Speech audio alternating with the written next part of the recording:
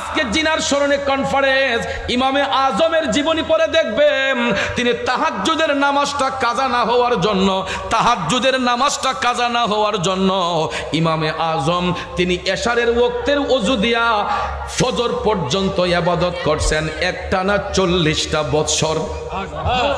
আজকে যার স্মরণে আমরা কনফারেন্স দিয়েছি ইমামে আজম আবু হানিফা রাদিয়াল্লাহু তাআলা আনহু, যিনি এমনই একজন ব্যক্তি ছিলেন এশারের ওয়াক্তের ওযু দিয়ে ফজর পর্যন্ত ইবাদত করছেন একটানা 40 বছর। কয় বছর? আজকে দেখা যায় এই ইমামে আজমের বিরুদ্ধে কিছু বাতিল আকেদা এজিদের গোষ্ঠী আছে, ষড়যন্ত্র করে যেগুলাকে লামাযহাবি বলা হয়, কথা কোন ঠিক না বেঠিক? খারিজি যেগুলাকে বলা হয়, যেগুলাকে আমরা আহলে খবিস বলি, এরা দেখবেন খালি সহিহ হাদিস মারায়, ঠিক না বেঠিক? অথচ তারা ইমাম বুখারীকে মানে ইমাম বুখারীর দাদা উস্তাদ হচ্ছেন ইমামে আজম। সুবহানাল্লাহ কোন? সুবহানাল্লাহ। ইমাম বুখারীরও উস্তাদের উস্তাদ হলেন ইমামে আজম, যাকে জীবনে কোনোদিন একটা প্রশ্ন করে কেউ আটকাতে পারে নাই। তিনি কেমন ইমাম ছিলেন ভাইয়ার আমার, তিনি এমনভাবে রেওয়াজত বন্দেগী করেছেন, প্রত্যেকটা মাসলা মাসাইলের সুষ্ঠু সমাধান দিয়েছেন, এমন কোনো ব্যক্তি নাই ওনাকে প্রশ্ন করে আটকাতে পারে। সুবহানাল্লাহ কোন? যেই কোনো মাসালার জন্য যারা যাইতো এরা ইমামে আজমের কাছে চলে যেত সমাধানের জন্য। তখনকার জামানায় কিছু কিছু ওই যে টেটনা মৌলবী যাদের বলা হয় আর কি, কিছু কিছু টেটনা মৌলবী কয় ইলারে কোনো প্রশ্ন করে আটকানো যায় না, আজগা এমন এক প্রশ্ন করমু দিহি ইমামে আজমে কেমনে উত্তরটা দেয়, আবু হানিফা উত্তর দে কেমনে আজকে দেখবো। তখন কয় প্রশ্নটা কিটা, এটা হইলে গিয়া মানে অপ্রাসঙ্গিক প্রশ্ন, যেটা কোরআন সুন্নাহর ভিতরে নাই, বাহিরে গিয়া কয় হুজুর আপনি তো সব বিষয়ের সমাধান দেন, তো আজকে আমরারে একটা মাসালার সমাধান দিতে হইব। তে কয় কি সমাধান?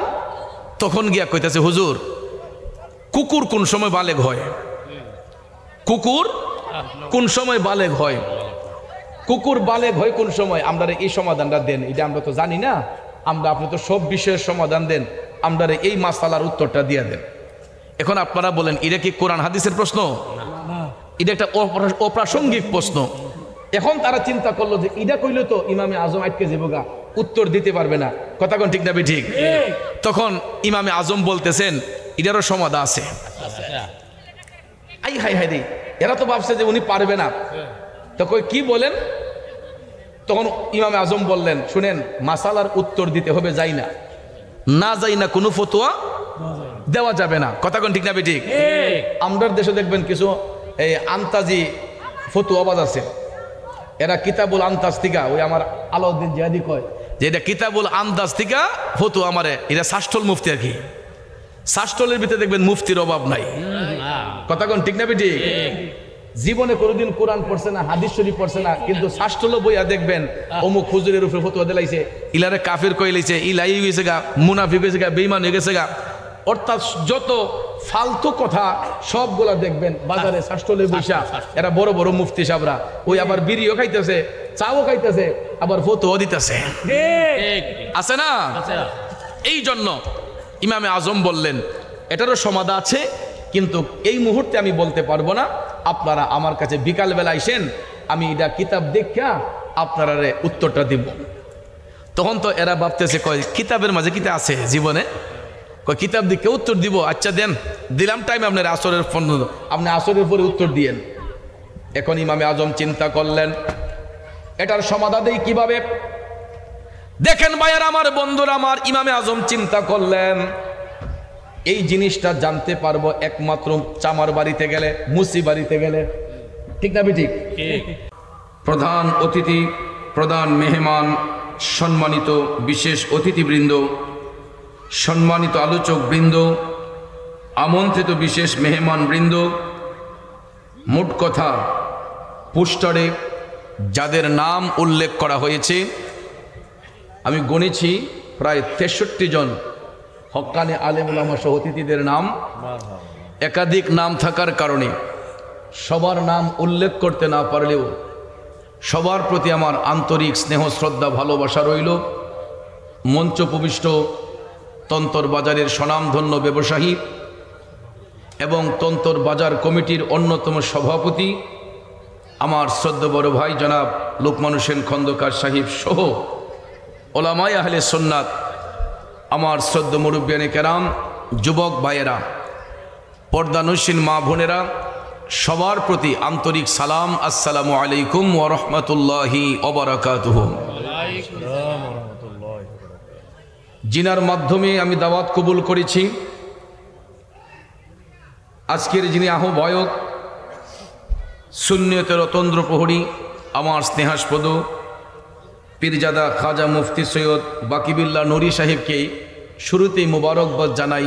এত সুন্দর একটা আয়োজন সবার সহযোগিতায় করার জন্য আল্লাহ পাক ওনার হায়াত এলিমে বরকত দান করুক, সকলে বলি আমিন। আরো ধন্যবাদ জানাই যে যেই সমস্ত সম্মানিত আলোচকদেরকে দাওয়াত করা হয়েছে, প্রত্যেক আলোচক বৃন্দকে এক একটি বিষয় সিলেক্ট করে দেওয়ার কারণে আমি আরো মোবারকবাদ জানাই। আলহামদুলিল্লাহ কোন আলহামদুলিল্লাহ। এটাই হলো জ্ঞানী লোকের বৈশিষ্ট্য। আলোচক দাওয়াত করার সাথে সাথে একটা বিষয় সিলেক্ট করে দিলে বক্তার যেমন উপকার হয়, শ্রোতাদের উপকার হয়। আর না হলে দেখা যায় সবার আলোচনার ধাঁচ একই রকম হয়ে যায়, ঠিক না ঠিক? আর বিষয়ভিত্তিক আলোচনা হলে আলোচনার মধ্যে একটা গম্ভীর্যতা থাকে এবং ভিন্নতা থাকে, ঠিক কিনা বলুন? আল্লাহ আমাদের সকলকে সঠিক বোঝার তৌফিক দান করুক, আমরা সকলে বলি আমিন। তো আমাকে যেই দুইটা বিষয় দেয়া হয়েছে, আসলে এই এক একটা বিষয় নিয়ে আলোচনা করলেও ব্যাপক সময়ের দরকার। একটা হলো নামাজের গুরুত্ব, আর একটা হলো আউলিয়া কেরামের তাৎপর্য, আউলিয়া কেরামের শানে। তবে এই একটি আলোচনার মাধ্যমেই আউলিয়া কেরামের শান শৌকতও চলে আসবে ইনশাআল্লাহ, আশা রাখি। আল্লাহ যেন আমাদেরকে বোঝার তৌফিক দেন, আবারও বলি আমিন। তো বাবাজির আমার, এই পৃথিবী সৃষ্টি করার পরে আল্লাহ রাব্বুল আলামিন যত জাতি সৃষ্টি করেছেন, এর মধ্যে সর্বশ্রেষ্ঠ জাতি হলো আশরাফুল মাখলুকাত, মানুষ জাতি। কথা কোন ঠিক কিনা? তবে মানুষ জাতি যারা আমরা আছি, আমরা সবার একটা পরিচয় হলো আমরা আদম সন্তান। পরবর্তীতে ধর্মের বিভক্তি হয়ে কেউ হিন্দু, কেউ বৌদ্ধ, কেউ খ্রিস্টান, কেউ ইহুদি, কেউ নাসারা, আবার আমরা কেউ মুসলমান, ঠিক কিনা? তো যত ধর্মাবলম্বী থাকুক না কেন, পৃথিবীর জমিনে সবচেয়ে উত্তম ধর্ম হলো ইসলাম ধর্ম। কথা কোন ঠিক কিনা? যেই ধর্মের কথা আল্লাহ পাক কোরআনে পাকে বলেছেন যে ইন্নাদ দীনা ইনদাল্লাহিল ইসলাম, আমি আল্লাহর কাছে একটা মাত্র মনোনীত দিন, এটা হলো দীনিয়াল ইসলাম। ইসলামই হবে একমাত্র শান্তির ধর্ম। কারণ যেই ধর্মের মাধ্যমে এই বিশ্বভুবনে তাশরিফ এনেছিলেন আল্লাহর হাবিব রহমাতাল লিল আলামিন। কথা কোন ঠিক কিনা? এই জন্য নবীদের মধ্যে আমাদের নবী যেমন শ্রেষ্ঠ নবী, উম্মতের মধ্যে আমরা শ্রেষ্ঠ উম্মত, ঠিক কিনা? একমাত্র নবীজির খাতিরে আমাদের এত ইজ্জত আল্লাহ তাআলা দান করেছেন যা অন্য কোন নবীর উম্মতকে প্রদান করেন নাই। এবং আমাদের নবীকে যেই মর্যাদা দিয়েছেন, অন্য কোন নবীকেও সেই মর্যাদা দেওয়া হয়। সমস্ত নবীগণ সম্মানের অধিকারী, কিন্তু মর্যাদার দিক দিয়ে ক্লাসিফিকেশন রয়েছে। এক্সাম্পল, যেমন স্কুল, কলেজ, ইউনিভার্সিটিতে দেখবেন অনেক শিক্ষক আছেন, সব শিক্ষক সম্মানের অধিকারী, কিন্তু মর্যাদার দিক দিয়ে স্তর আছে। একজন প্রিন্সিপাল, একজন ভাইস প্রিন্সিপাল, একজন সিনিয়র, একজন জুনিয়র, এরকম ক্যাটাগরি আছে। ঠিক নবী রাসূলের বেলায় সেম থিং, সমস্ত নবীগণ সম্মানের অধিকারী, কিন্তু মর্যাদার দিক দিয়ে ক্লাসিফিকেশন রয়েছে। কারণ কেউ হয়েছেন কালিমুল্লাহ, কেউ খালিলুল্লাহ, কেউ রুহুল্লাহ, কেউ জাবিউল্লাহ, কেউ সফিউল্লাহ, আমাদের নবী হাবিবুল্লাহ। জোরে কোন সুবহানাল্লাহ। প্রত্যেকটা শব্দের একটাই অর্থ হলো আল্লাহর বন্ধু। কালিমুল্লাহ শব্দের অর্থ আল্লাহর বন্ধু, রুহুল্লাহ শব্দের অর্থ আল্লাহর বন্ধু, খালিলুল্লাহ শব্দের অর্থ আল্লাহর বন্ধু, জাবিউল্লাহ শব্দের অর্থ আল্লাহর বন্ধু, সফিউল্লাহ শব্দের অর্থ আল্লাহর বন্ধু, হাবিবুল্লাহ শব্দের অর্থ আল্লাহর বন্ধু। প্রত্যেকটা শব্দের একটাই অর্থ হয় আল্লাহর বন্ধু। এখন আপনারা বলেন সব বন্ধু কি সমান? বন্ধু বন্ধুর মধ্যে ডিস্টেন্স আছে না নাই? পার্থক্যটা হলো পূর্বেরবর্তী যত নবী রাসূল যারা এক একটা লকব পেয়েছেন, কালিমুল্লাহ বলেন, খালিলুল্লাহ বলেন, রুহুল্লাহ বলেন, নবীগণ তাদের নিজ ইচ্ছে পোষণ করার কারণে, নিজে থেকে মৌলার সঙ্গে দিদার করার ইচ্ছে পোষণ করার কারণে এক একজন নবীকে আল্লাহ তাআলা এক একটা উপাধি দান করেছেন। আর আমাদের নবীকে হাবিবুল্লাহ উপাধিটা আল্লাহ রাব্বুল আলামিন স্বয়ং রাজি হইয়া দান করেছেন। রাসূল নিজ ইচ্ছে এই লকব পান নাই, স্বয়ং আল্লাহ রাজি হইয়া দান করেছেন। তাইলে বলুন হাবিবুল্লাহ আমার নবীর উপাধি, ওই নবীকে হাবিবুল্লাহ বলিয়া আল্লাহ তাআলা শুধু দুনিয়াতে রাখেন নাই, সাত আসমানে রাখেন নাই। সাত আসমান পাড়ি দিয়া লা মকান, আরশ আজিম পাড়ি দিয়া লা মকান, যার উপরে কোনো জায়গা নাই, সেখানে আল্লাহ তাআলা আপন হাবিবের সঙ্গে দিদার করেছেন, সাক্ষাৎ করেছেন। সেখানে মৌলার দিদারে যাইও রাসূল উম্মতকে ভুলেন নাই। উম্মতের গুনার বোঝা হালকা করার জন্য দুইটা আমল আমার রাসূল উম্মতের জন্য নিয়ে এসেছিলেন। এর মধ্যে একটা হলো নামাজ, আর একটা হলো রোজা। কথা কোন ঠিক না বেঠে? হে নবীর প্রেমিকেরা, আল্লাহর হাবিব মেরাজ সফরের মধ্যে যাইয়া উম্মতের গুনার বোঝা হালকা করার জন্য দুইটা বিষয় তিনি নিয়ে এসেছিলেন। একটা হলো নামাজ, আর একটা হলো রোজা। এই দুইটা আমলের মাধ্যমে উম্মতের গুনার বোঝা হালকা করার জন্য রাসূল বলেছেন আমার উম্মত যদি এই দুইটা আমলকে গুরুত্বের সহিত আদায় করে, পালন করে, তাইলে তাদের আত্মা শুদ্ধ হবে। আর আত্মা যদি শুদ্ধ হয়ে যায়, ওই সমস্ত ব্যক্তিগুলা বান্দা থেকে আল্লাহর বন্ধু হয়ে যায়। এদেরকে ঈমানদার বলা হয়। আর এই জন্য নামাজের জন্য আল্লাহ রাব্বুল আলামিন বেঈমানকে ডাকেন নাই, দাজ্জালকে ডাকেন নাই, ফাসিককে ডাকেন নাই, মুনাফিককে ডাকেন নাই। আল্লাহ রাব্বুল আলামিন সূরা বাকারার 153 নম্বর আয়াতে কারিমার দ্বারা বলতেছেন বিসমিল্লাহির রহমানির রহিম, ইয়া আইয়ুহাল্লাযীনা আমানুস্তাঈনু বিস-সাবরি ওয়াস-সালাহ। উচ্চস্বরে বলুন ঘোষণাটা কার? আল্লাহ। দেখেন আল্লাহ কত মহান। আমার আল্লাহ এই আয়াতে পাকের মাধ্যমে ইয়া আইয়ুহান নাস বলেও ডাকতে পারতেন, কিন্তু আল্লাহ রাব্বুল আলামিন এই পবিত্র আয়াতে কারিমার দ্বারা ইয়া আইয়ুহান নাস বলে ডাকেন নাই। আল্লাহ তাআলা বলতেছেন ইয়া আইয়ুহাল্লাযীনা আমানু, হে আমার ঈমানদারের দলেরা, হে আমার ঈমানদারগণ, ইস্তাইনু, তোমরা আমি আল্লাহর কাছে সাহায্য প্রার্থনা করো। আমি আল্লাহর কাছে সাহায্য প্রার্থনা করো দুইটা বিষয়ের মাধ্যমে। প্রথমেই আল্লাহ বলেছেন বিসবরি, ধৈর্যের সাথে। তারপরে আল্লাহ বলেন ওয়াসসালাহ, নামাজের সাথে। ধৈর্য এবং নামাজের সাথে যারা মৌলাকে তাল্লাশ করবে, ধৈর্য এবং নামাজের সাথে যারা মৌলাকে তাল্লাশ করবে, আমার আল্লাহ কয় ইন্নাল্লাহা মা'আস সাবিরিন,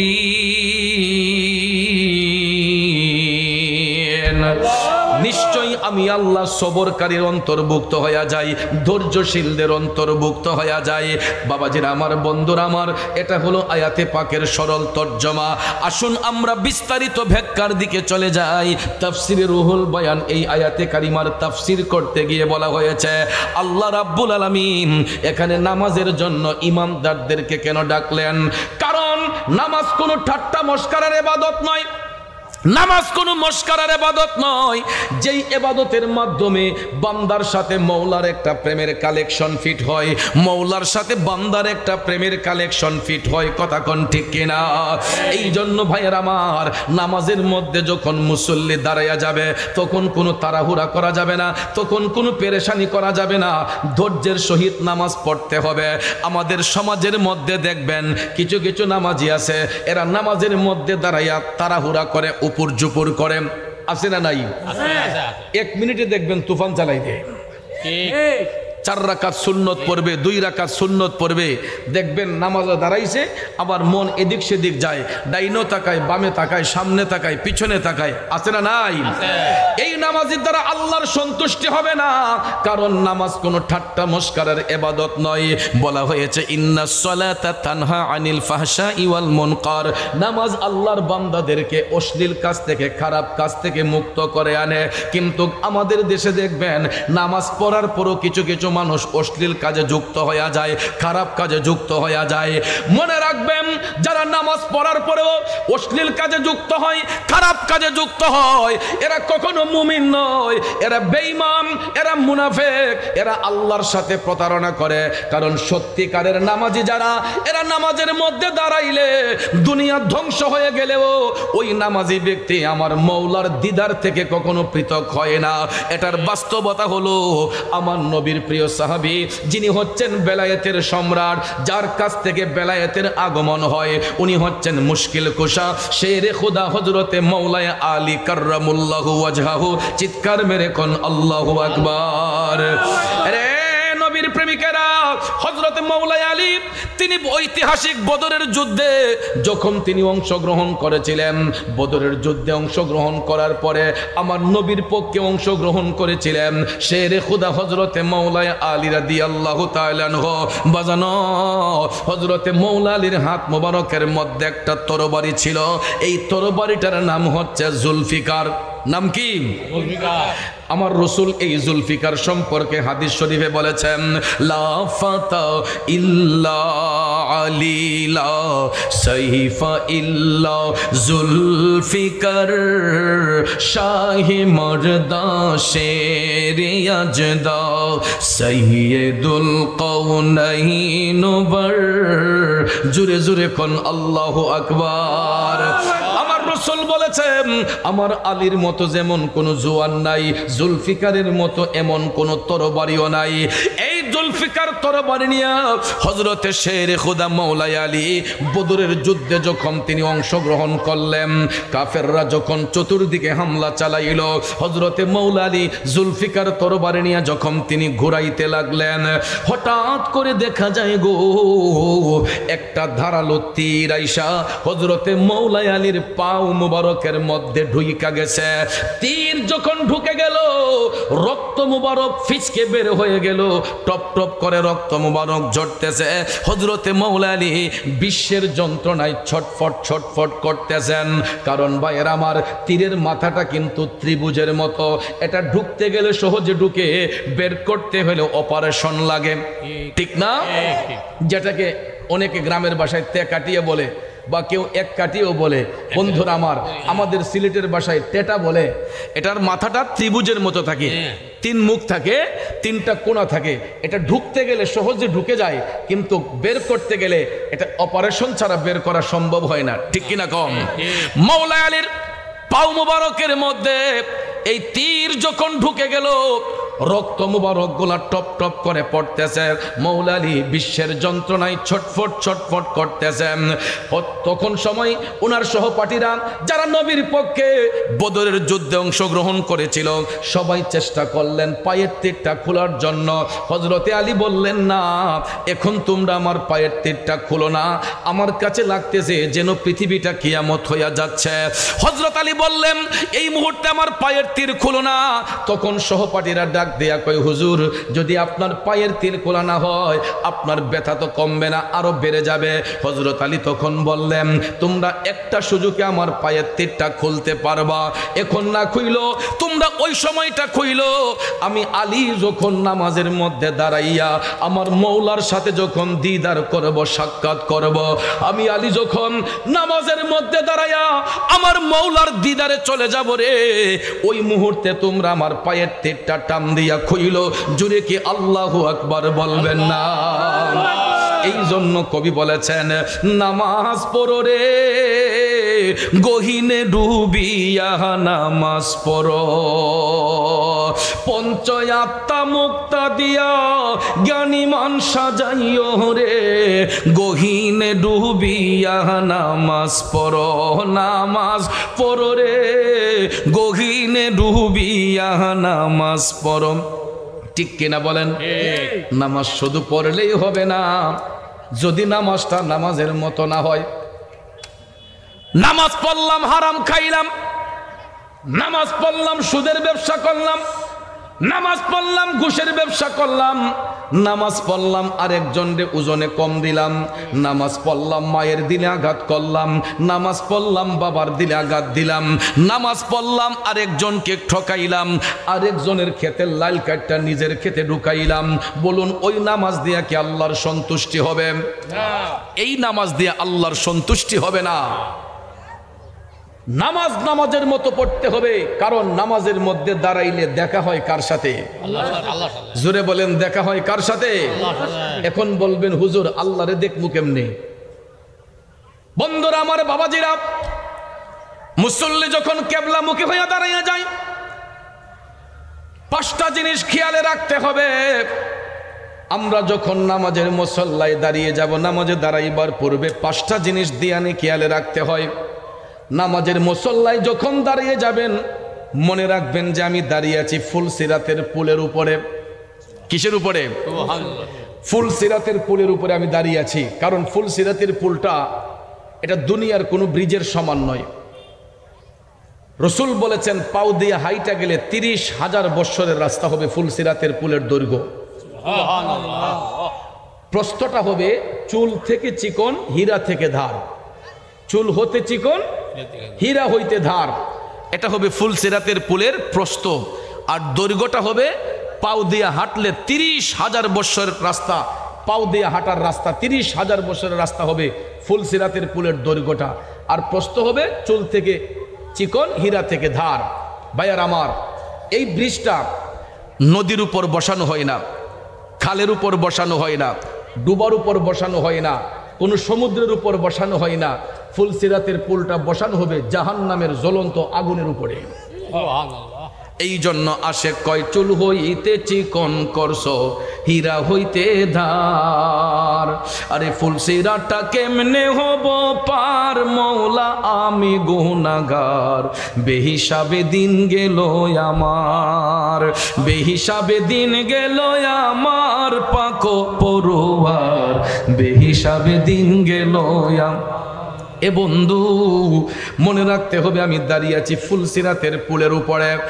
এরপরে রসুল বলেছেন তোমরা মনে করবা সামনে আছে কাবা, পিছনে আছে আজরাইল, ডাইনে আছে জান্নাত, বামে আছে জাহান্নাম।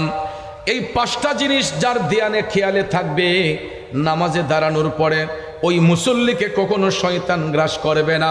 কথা কোন ঠিক যাবে? ঠিক। এই পাঁচটা জিনিস যখন খেয়ালে থাকবে যে আমি দাঁড়িয়ে আছি ফুলসিরাতের পুলে, আমার সামনে আছে আল্লাহর কাবা, পিছনে আছে মৃত্যুর ফেরেশতা আজরাইল। কারণ নামাজের মধ্যে দাঁড়াইও আমার আপনার মরণ হতে পারে। আজরাইল আসিয়া প্রাণ করিব হরণ, হাই গো আজরাইল আসিয়া প্রাণ করিব হরণ। আরে নিজ গুণে সাহেব আল্লাহ করবা নিবারণ, আমার উপায় কি তখন আমার আল্লাহ নিরঞ্জন। না জানি কি হালে আমার হইব মরণ। বাজানো মরণ যে কোন জায়গায় হয়, কখন হয়, এর নির্দিষ্ট কোনো গ্যারান্টি নাই। নামাজে দাঁড়িয়েছি আল্লাহর সঙ্গে দিদার করব, ওই মুহূর্ত মৃত্যুর ফেরেশতা চলে আসতে পারে। ঠিক না বেঠে? এই জন্য এটা মনে রাখতে হবে, পিছনে দাঁড়িয়ে আছে আজরাইল, ডানে আছে জান্নাত, বামে আছে জাহান্নাম। পাঁচটা জিনিস দিয়ানে খেয়ালে রাইখা যেই মুসল্লি নামাজে দাঁড়াইবে, নামাজে দাঁড়ানো অবস্থায় ওই মুসল্লিকে কখনো শয়তান গ্রাস করবে না।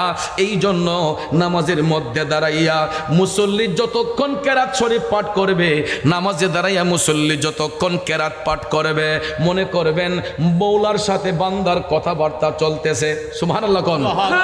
কারণ কোরআন বাণী কার? আল্লাহ। কোরআন কার বাণী? আল্লাহর বাণী। আল্লাহ রাব্বুল আলামিন ফেরেশতা জিবরাইল আলাইহিস সালাম দ্বারা একটা জগৎকে বোঝায়, আর আলামিন দ্বারা কুল কায়নাতকে বোঝায়।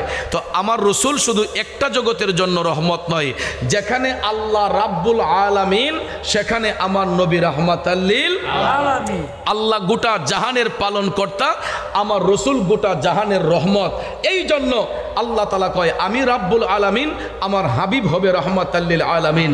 একটু প্র্যাকটিক্যালি দেখেন, রাব্বুল আলামিন লিখতে আরবি যতটা অক্ষর লাগে রাহমাতাল্লিল আলামিন লিখতে আরবি ততটা অক্ষর লাগে। সুবহানাল্লাহ কোন সুবহানাল্লাহ।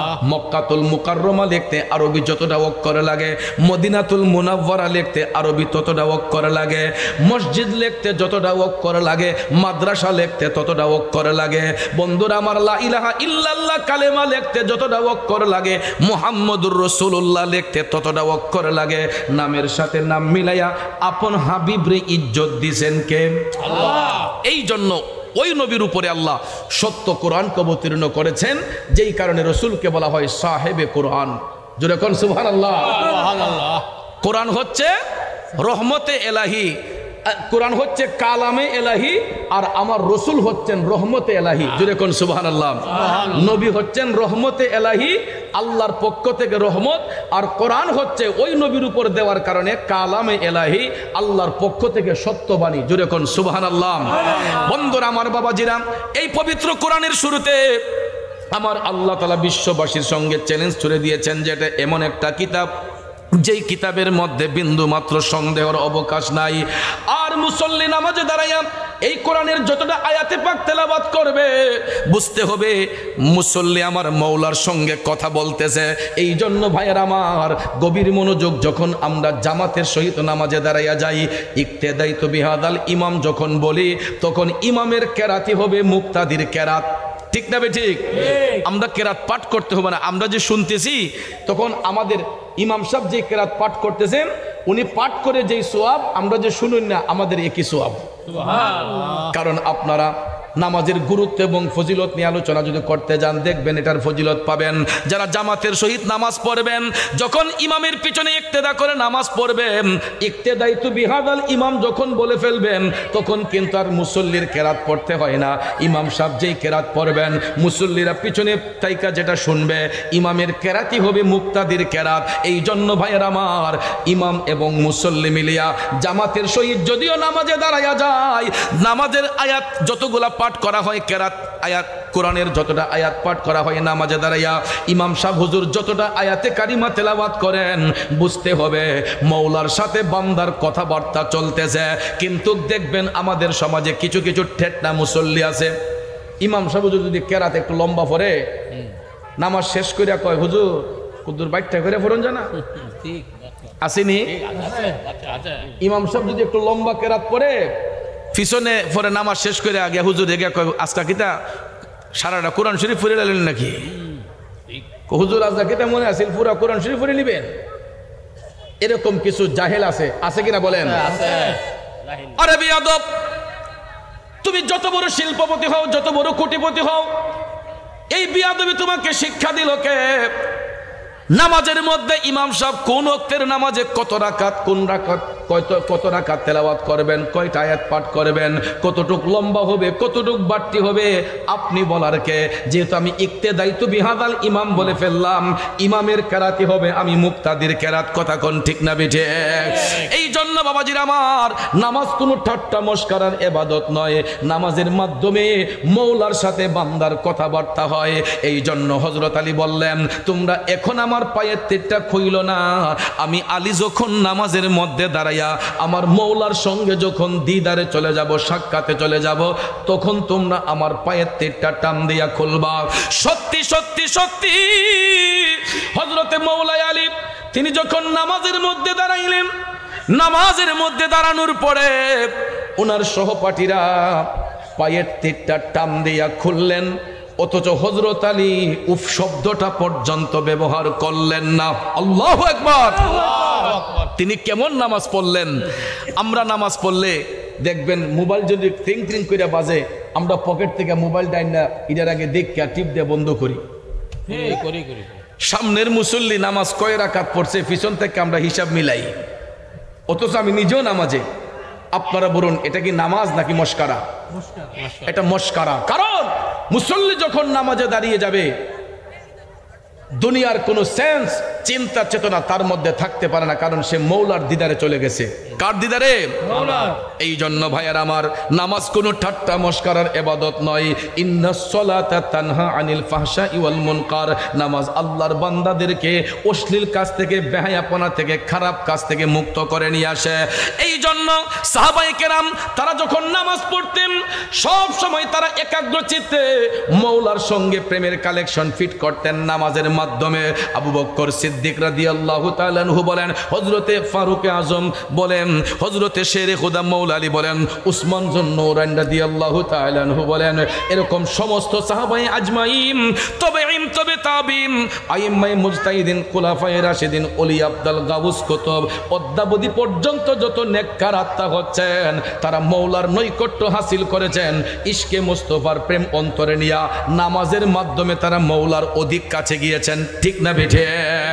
এ বন্ধুরা আমার, বাবাজিরা, আজকে জিনার স্মরণে কনফারেন্স, ইমামে আজমের জীবনী পড়ে দেখবেন তিনি তাহাজ্জুদের নামাজটা কাজা না হওয়ার জন্য, তাহাজ্জুদের নামাজটা কাজা না হওয়ার জন্য ইমামে আজম তিনি এশারের ওয়াক্তের ওযু দিয়া ফজর পর্যন্ত ইবাদত করছেন একটানা 40টা বৎসর।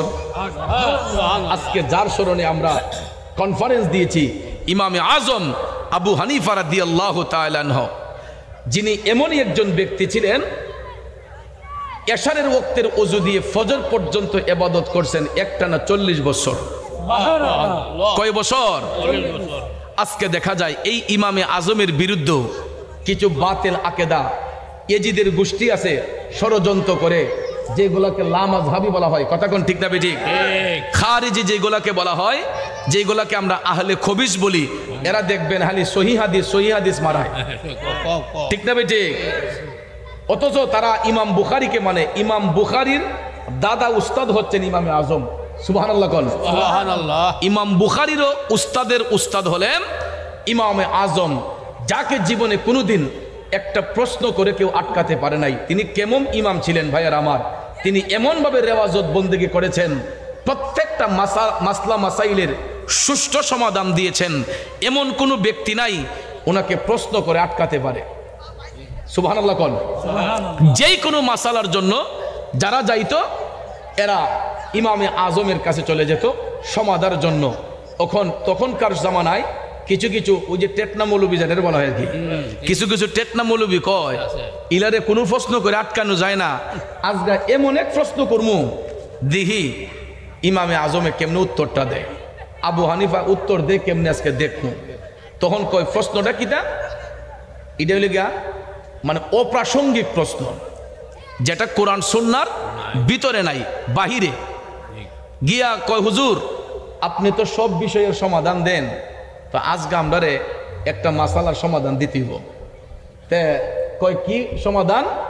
তখন গিয়া কইতেছে হুজুর কুকুর কোন সময় বালেগ হয়, কুকুর কোন সময় বালেগ হয়, কুকুর বালেগ হয় কোন সময়, আমরারে এই সমাধানটা দেন, এটা আমরা তো জানি না, আপনি তো সব বিষয়ের সমাধান দেন, আমরারে এই মাসালার উত্তরটা দিয়ে দেন। এখন আপনারা বলেন এটা কি কোরআন হাদিসের প্রশ্ন? এটা একটা অপ্রাসঙ্গিক প্রশ্ন। এখন তারা চিন্তা করলো যে ইডা কইলে তো ইমামে আজম আটকে যাবো, উত্তর দিতে পারবে না, কথা কোন ঠিক না ঠিক? তখন ইমামে আজম বলতেছেন এটারও সমাধান আছে। আই হাই হাই রে, এরা তো ভাবছে যে উনি পারবে না, তো কই কি বলেন?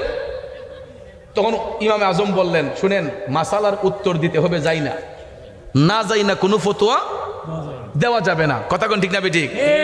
আমরার দেশে দেখবেন কিছু এই আন্তাজি ফতোয়াবাজ আছে, এরা কিতাবুল আন্তাজ থিকা, ওই আমার আলাউদ্দিন জিহাদি কয় যে এটা কিতাবুল আন্তাজ থিকা ফতোয়া, আমারে এটা শাষ্টল মুফতি আর কি, শাষ্টলের ভিতরে দেখবেন মুফতির অভাব নাই, কথা কোন ঠিক না ঠিক? জীবনে কোনোদিন কোরআন পড়ছে না, হাদিস শরীফ পড়ছে না, কিন্তু শাষ্টল বইয়া দেখবেন অমুক হুজুরের উপরে ফতোয়া দিলাইছে, ইলারে কাফির কই লাইছে, ইলাই হয়েছে গা, মুনাফিক হয়েছে গা, বেঈমান হয়ে গেছে গা, অর্থাৎ যত ফালতু কথা সবগুলা দেখবেন বাজারে শাষ্টলে বৈশা, এরা বড় বড় মুফতি সাহেবরা ওই আবার বিড়িও খাইতেছে, চাও খাইতেছে, আবার ফতোয়া দিতেছে, আছে না? এই জন্য ইমামে আজম বললেন এটারও সমাধান আছে, কিন্তু এই মুহূর্তে আমি বলতে পারবো না, আপনারা আমার কাছে বিকালবেলা আইসেন, আমি এটা কিতাব দেখা আপনারা উত্তরটা দিব। তখন তো এরা ভাবতেছে কয় কিতাবের মাঝে কিতা আছে জীবনে, কয় কিতাব দিকে উত্তর দিব। আচ্ছা দেন, দিলাম টাইম আপনার আসরের ফোন, আপনি আসরের পরে উত্তর দিয়েন। এখন ইমামে আজম চিন্তা করলেন এটার সমাধান দেই কিভাবে। দেখেন ভাইয়ার আমার, বন্ধুরা আমার, ইমামে আজম চিন্তা করলেন এই জিনিসটা জানতে পারবো একমাত্র চামার বাড়িতে গেলে, মুসি বাড়িতে গেলে। ঠিক না ঠিক? কারণ কুকুর শুয়োর এগুলা নিয়ে খেলানেলা করে মুসি বাড়ির লোকেরা, চামার বাড়ির লোকেরা। কথা কোন ঠিক না ঠিক? তখন ইমামে আজম চলে গেলেন একটা চামার বাড়িতে, মুচি বাড়িতে গিয়ে এক মুচিরে ডাক দিলেন যে ভাই একটু আসেন দিকে। কয় আমি আপনার কাছ থেকে একটা জিনিস শিখতে আসছি। মুচি তো অবাক হয়ে গেছে, আরে এটা কি কয়। তখন ইমামে আজম বললেন যে আমাকে একটু বলবেন, আপনারা তো এগুলা নিয়ে খেলানেলা করেন, তো কুকুর কখন বালেগ হয়? তখন মুচি হাইসা হাইসা কয় হুজুর আপনি জানেন না? কখন? হুজুর কুকুর বালেগ হয় যখন কুকুর পাও উঠাইয়া যখন পেশাব করে, ঠ্যাং আলগি দিয়ে যখন পেশাব করে, তখন গিয়ে কুকুর বালেগ হয়। তখন উনি বলেন ক্লিয়ার? কয় হ্যাঁ হুজুর, কুকুর যখন পাও আলগি দিয়ে পেশাব করে তখন কুকুর বালেগ হয়। আপনারা দেখবেন কুকুর বালেগ, বড় কুকুরগুলা পেশাব করে কিভাবে? ঠ্যাং আলগি দিয়ে। কথা কোন ঠিক না ঠিক? তখন উনি এটা শিখলেন মুচির কাছ থেকে, চামার বাড়ি থেকে। তখন তিনি আসলেন বিকালবেলা, তো এলাকার লোক সবাই যারা প্রশ্ন করেন না লোকটি, এরা আসছে সমাধান নেওয়ার জন্য। এরা তো মনে করছে ওনাকে আটকাই ফেলবে, যে প্রশ্ন করে আটকাই ফেলবে। ইমামে আজম আসরের নামাজ পড়ে বাড়ির মধ্যে বসা, হঠাৎ করে দেখা যায় এলাকার বাসী লোকজন আসরের পরক্ষণে ইমামে আজম আবু হানিফা রাদিয়াল্লাহু তাআলা আনহুর বাড়িতে আইসা হাজির। হুজুর প্রশ্নের উত্তর? উনি বললেন অবশ্যই উত্তর আমি পেয়েছি, আমি মাসালা ঘাটছি, উত্তর পাইছি। কিতা হুজুর? কুকুর কখন বালেগ হয়?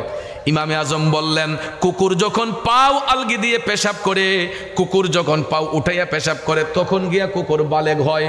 এখন তো এলাকার লোকজন সবাই একদম অবাক হয়ে গেছে, আরে এই সমাধানও তার কাছে আছে। তখন সমস্ত ব্যক্তিগুলা ইমামে আজমের কদমে পইরা কয় হুজুর আমরা ভুল করেছি, আমাদেরকে ক্ষমা করে দেন, আর কোনোদিন আপনাকে অযৌক্তিক প্রশ্ন আমরা করব না, এরকম কোনো অশালীন প্রশ্ন আমরা আর কখনো করবো না, আমাদেরকে ক্ষমা করেন।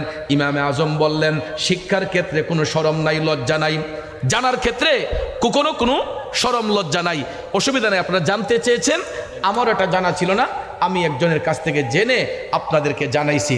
এটা কি সত্য? উনি বলছে যে হ্যাঁ হুজুর, কুকুর পাওয়ালগি দিয়ে পেশাব করলেই কুকুর বালেগ হয়। তখন এই সমাধান দেওয়ার পরে ইমামে আজমের কাছে এই লোকগুলা এরা সবাই তওবা করলো। তওবা করার পরে মাজলিসের মধ্যে বৈশা ইমামে আজম যখন আলোচনা করতেছেন, তখন দেখা যায় একদিন ওই মুচি লোকটা এই মাজলিসের পাশ দিয়া হেঁটে যাচ্ছে রাস্তা দিয়া। তখন ইমামে আজম ওই মুচি লোকটার দীক্ষাই উনি দাঁড়াই গেছেন, মুচি লোকের দীক্ষা উনি দাঁড়াই গেছেন গা। তখন যারা শ্রোতা এরা পিছন ফিরে চাইয়া দেখে যে এক মুচি লোক হাইটটা যাচ্ছে। হুজুর এই মুচ্চারের দিকে আপনি দাঁড়ালেন কে রে? হুজুর এই মুচির দিকে দাঁড়ালেন কে রে? তখন ইমামে আজম ডাক দিয়া বললে সাবধান, উনি আমার উস্তাদ, তোমরা কটু বাক্য ব্যবহার করবা না, উস্তাদের সামনে কখনো বেয়াদবি করতে নাই। এই লোকটা আমার উস্তাদ, উনার কাছ থেকে আমি একটা অক্ষর হইল শিক্ষা নিয়েছি। উনার কাছ থেকে আমি, ওলি কি মেয়ে এমনে হয়? আল্লাহর বন্ধু কি এমনে হয়ে যায়? আল্লাহর বন্ধু হইতে গেলে গোলামি লাগবে, আল্লাহর বন্ধু হইতে গেলে তাজিম লাগবে, ওলি এমনিতে হওয়া যায় না। ইমামে আজম আবু হানিফা রাদিয়াল্লাহু তাআলা আনহু বললেন উনি আমার উস্তাদ, উনার কাছ থেকে আমি শিক্ষা নিছি। তখন লোকেরা কয় হুজুর এই মুসিবতটা আপনি কি শিখলেন? কয় ওনার কাছ থেকে আমি শিখেছি। আপনারা যখন আমার কাছে জানতে চেয়েছিলেন যে কুকুর কখন বালেগ হয়, তখন আমি ওনার কাছ থেকে শিখছি গিয়া, উনি আমাকে শিখিয়েছেন যে কুকুর পাও উঠাইয়া পেশাব করলে কুকুর বালেগ হয়। এই জন্য একটা অক্ষর ওনার কাছ থেকে শিকার কারণে উনি আমার সম্মানের পাত্র, উস্তাদ। উনি জন্ম হোক যথাযথা, ওনার কর্ম তো ভালো। ঠিক না ঠিক? জন্ম হয়তো মুচি পরিবারে হতে পারে, কিন্তু তার কাছ থেকে আমি শিক্ষা নিয়েছি, সে আমার উস্তাদ। এই কারণে ভাইয়েরা আমার, এখান থেকে ইমামে আজম আমাদেরকে শিক্ষা দিয়েছেন যে কখনো কোনো মানুষকে খাটো করে দেখতে নাই, কখনো কোনো মানুষকে খাটো করে দেখতে নাই। আমাদের দেশে দেখবেন কিছু কিছু বুজুর্গ মানুষ আছে, এদের অর্থ নাই, সামর্থ্য নাই, এবিলিটি নাই, এদের চলাফেরাটা দেখবেন খুব স্লোলি এবং নম্র ভদ্র। গায়ের কাপড় কোলা দেখবেন ইস্তারি দিতে পারে না, খুসখুস হইয়া পিছন দিয়ে বইলা উঠে গেছে, আছেন এরকম লোক। কিন্তু দেখবেন হাতের মধ্যে তসবিহ আছে, মুখে আল্লাহর জিকির আছে, তার মধ্যে 5 ওয়াক্ত নামাজ আছে, তাহাজ্জুদের বন্দেগী আছে। কিন্তু গিয়ে দেখেন কোটি কোটি টাকার মালিক ওই ব্যক্তিটাও আল্লাহর বন্ধু হতে পারে নাই। এই রাস্তার ভিখারি লোকটা, গরিব মানুষটা আমার মৌলার প্রেমে পাগল হইয়া সে আমার আল্লাহর বন্ধু হইয়া তার মকাম অনেক ঊর্ধ্বের জগতে নিয়ে গেছে। কথা কোন ঠিক না ঠিক? কিন্তু আমরা কিছু কিছু বিত্তবান লোক আছে, এই সমাজের কিছু কিছু মানুষকে অবজ্ঞা করি, আমরা আর চোখে দেখি, তাদেরকে আমরা ছোট মনে করি। কিন্তু ভাইয়ের আমার, বন্ধুরা আমার, কখনো কোনো মানুষকে খাটো করে দেখতে নাই, আর চোখে দেখতে নাই। কারণ পৃথিবীর কোনো মানুষ সাধারণ না, প্রত্যেকটা মানুষ অসাধারণ। পৃথিবীর কোনো মানুষ সাধারণ না, প্রত্যেকটা মানুষ অসাধারণ। আমরা হয়তো মুখে মুখে বলি আরে এটা সাধারণ মানুষ, আরে একটা সাধারণ ব্যক্তি, আসলে কিন্তু সাধারণ না, অসাধারণ। কারণ আল্লাহ রাব্বুল আলামিন এক একটা মানুষকে এক একটা বৈশিষ্ট্য দিয়ে বানিয়েছে। আমার মধ্যে যেই গুণ আছে আপনার মাঝে নাই, আপনার মাঝে যেই গুণ আছে আমার মধ্যে নাই। অনেক সময় আমি ভাবি, আহারে এই যে দিনমজুর ভাইয়েরা 1 মণ 1.5 মণ না জিনিসটা মাথার মাঝে লইয়া, আমি দেখি এরা অনেক দূর হাইটা চলে যায়। মাটি কাটন না ভাইগুলা, মাটির বোঝাটা মাথার মধ্যে নিয়া দেখা যায় এই যে একটা উড়ানো তয় শত শত উড়া মাটি মাথার মধ্যে নিয়া দেখা যায় এরা বিভিন্ন পুকুর পাড়ে বিভিন্ন বিটের মধ্যে নিয়া ফালাইতেছে। আমি চিন্তা করি, আহারে আমি যদি 5টা কূপ দেই মাটির মাঝে, আমার কলজা সেবা লাগে দেবো গা। কিন্তু এই মানুষগুলা কতগুলা কুবাইয়া মাটিগুলারে এক জায়গা থেকে আরেক জায়গায় রাস্তাতে মাথার মধ্যে বহন করে নিতেছে। কিন্তু ভাইয়ের আমার আবার চিন্তা করি না, আল্লাহ তাআলা হয়তো এই কাজের জন্য এই লোকটারে সিলেক্ট করেছেন, ঠিক না ঠিক? আবার ওই মাটি কাটুন্না লোকটা আইসা, আমি যেরকম পাবলিক প্লেসে কথা বলতেছি 1 ঘন্টা 2 ঘন্টা কথা বলার মতো এবিলিটি যোগ্যতা তার হয় নাই, কিন্তু আল্লাহ তাআলা এইখানে আমাকে নিয়োজিত করেছেন, আল্লাহ তাআলা তাকে ওইখানে নিয়োজিত করেছেন। কাউকে আল্লাহ ইমামতিতে রেখেছেন, কাউকে ব্যবসার মধ্যে রেখেছেন। একজন ব্যবসা করবে, একজন চাকরি করবে, একজন ওয়াজ করবে, একজন মাটি কাটবে।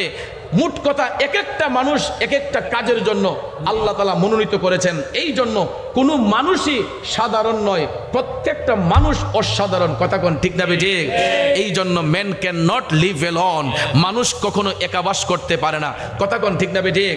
মানুষ মানুষের জন্য, আর যার মধ্যে মনুষ্যত্ব থাকবে ওই ব্যক্তিটা বান্দা থেকে আল্লাহর বন্ধু হবে। কথা কোন ঠিক না ঠিক? এই জন্য ভাইয়ের আমার আরেকটা কথা হলো, যে যেই কর্ম করি না কেন, নামাজ কিন্তু সবার জন্য ফরজ করা হয়েছে। কথা কোন ঠিক কিনা?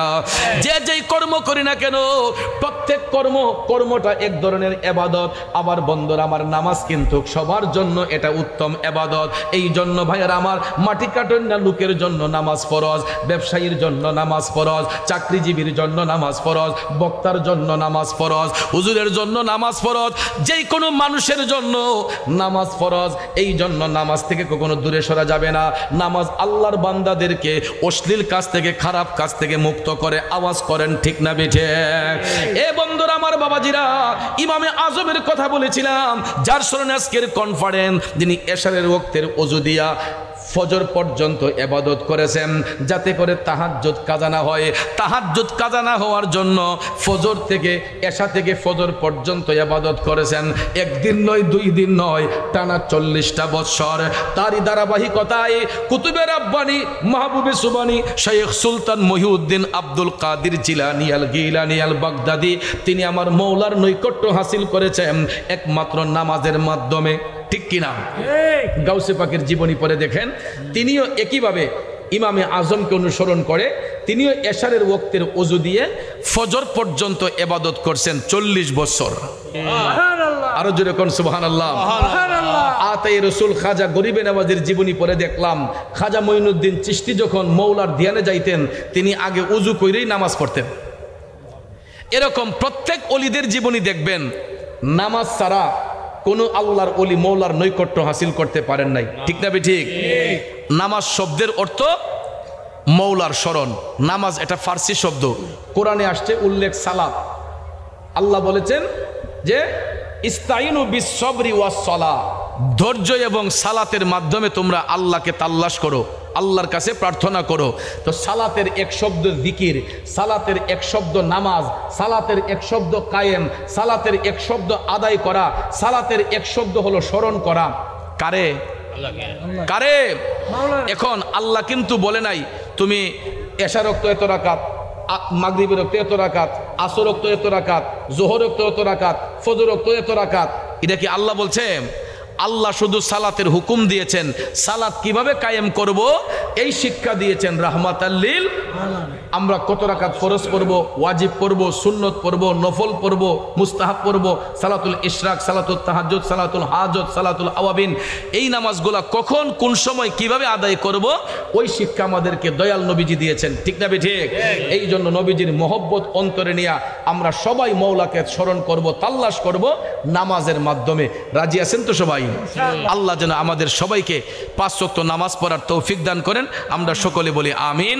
আমরা যেন সত্যের পথে চলতে পারি, আল্লাহ যেন সেই তৌফিক দান করেন। সবাই বলি আমিন। আমার অগুচালু কথায় কারো মনে কষ্ট নিলে কষ্ট নেবেন না। সবাই ভালো থাকবেন, সুস্থ থাকবেন, 5 ওয়াক্ত নামাজ পড়বেন, হালাল রিজিক খাবেন, আর শেষ পর্যন্ত এই মাহফিলে বসবেন।